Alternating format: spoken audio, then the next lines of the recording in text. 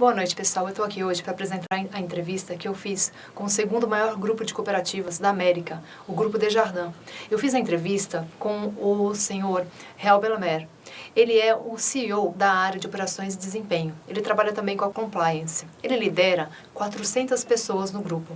Ele toma conta da questão da gestão de riscos e a gestão da compliance, além de algumas outras funções. Então vamos ver essa entrevista.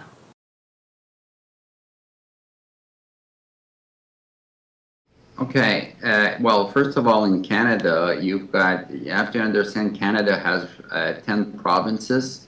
It's a very large country. We've got 10 provinces, coast to coast, from Atlantic Ocean to Pacific Ocean. Out of that, you've got the banks. You've got many banks. You have to be, we've got over 20 banks in Canada, national banks if you want. We've got some foreign banks also. However, you've got 6 major banks across Canada that controls a large portion of the market. I would tell you above 80% of the market in some, depending some markets, things like that. And then you've got a co-op sector that's much smaller. However, there is a big exception to that, and that's the Desjardins Group. Desjardins Group is mainly operating out of Quebec for the banking sector of the operation. And in the banking sector of operation, if you look at for example, you take personal mortgages. So mortgages, we've got a 36% market share in the province of Quebec. Province of Quebec is roughly 8 million people out of 30-something million in Canada. So the market share of Desjardins within the province of Quebec range from, like I said, for personal mortgages at 36%.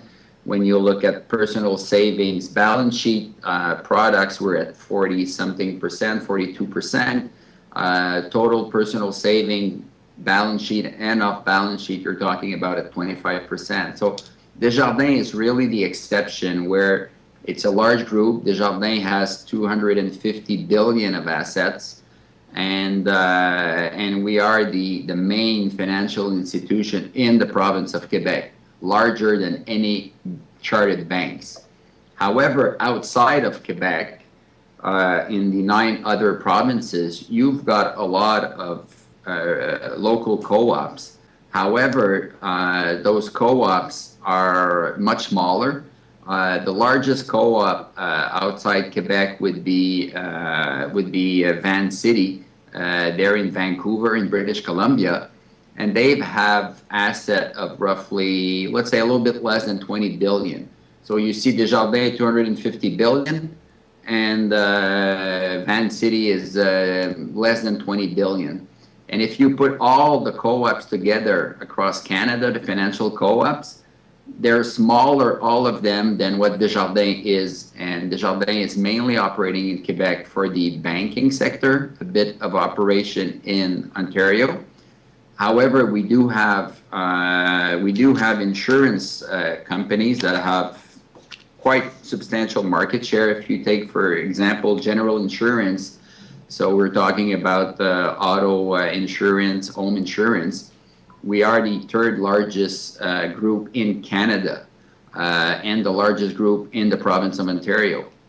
If you take personal insurance, life insurance, we're the 4th largest group in Canada. So our insurance companies are really operating coast to coast. Our banking operation is mainly operating in the province of Quebec and a bit of Ontario.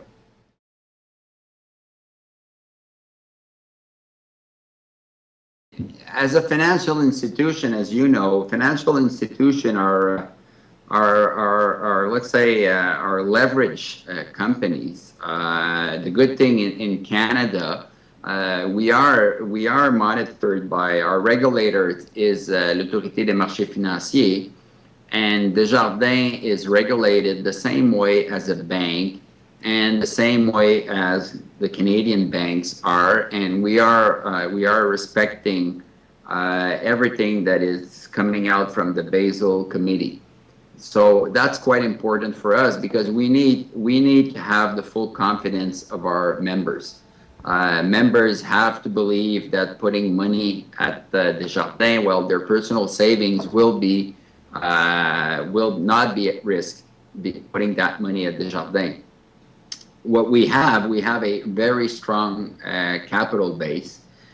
We've got 20 billion roughly of capital, and we've got one of the highest, let's say, capital ratio for a financial institution in the world. Bloomberg lately also revised again, saying that Desjardins is the second strongest financial institution in America, because we do have a strong capital ratio. If you look under the Basel Accord, core equity tier 1, we are above 15%. We're close to 16% of core equity tier 1 ratio. So we've got really strong capital.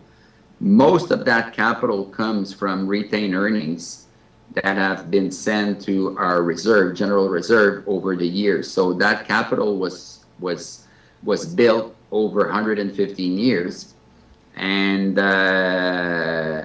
that's really important. So the way we manage our asset, most of the assets as a financial institution are loans. Out of our 250 billion of assets, we've got 150 billion roughly of loans. Most of them are mortgages, personal mortgages for people housing themselves. We've got a book of roughly 100 billion in mortgages. So what we do is that it's similar to a bank on that front.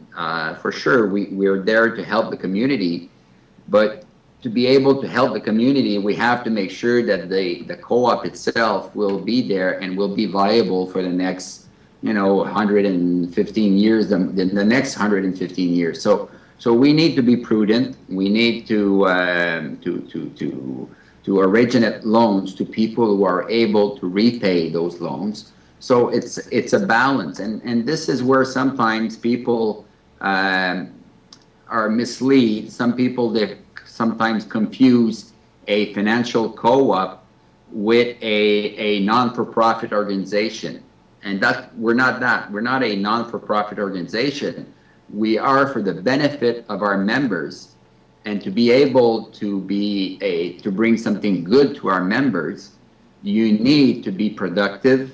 You need to make a profit at the end, because each time I lend $1 to somebody, well, the regulator says you need, let's say, 15 cents of capital. And most of that capital comes from where? Come from retained earnings. And so you need to be productive to be able to be competitive with the banks and offering good products at a good price. And you need to be profitable. So it's not a non-for-profit organization. It's a co-op at the benefit of our members. So that's the way we're approaching it. And for us, it's very important because people need to see us as a competitive co-op, not as a not-for-profit organization.